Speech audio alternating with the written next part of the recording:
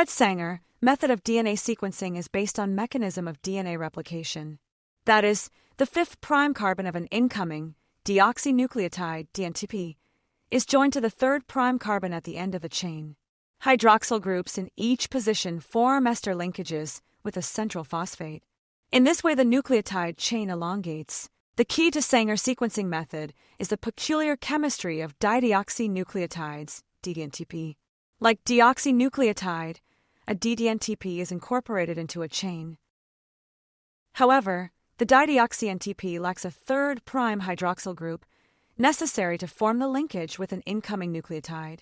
So, the addition of a DDNTP halts elongation. To sequence DNA, 4 separate reactions are necessary, one about each nucleotide.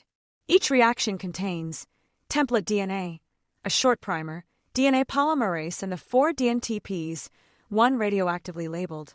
One type of dideoxy-NTP, A, T, C, or G, is added to each. DNA is denatured by heating. After lowering the temperature, the primer binds to its complementary sequence in the template DNA. DNA polymerase starts synthesis of DNA, but it makes no distinction between DNTPs or DDNTPs. Each time a DDNTP is incorporated, synthesis is terminated, and a DNA strand of a discrete size is generated. Because billions of DNA molecules are present, the elongation reaction can be terminated at any nucleotide position.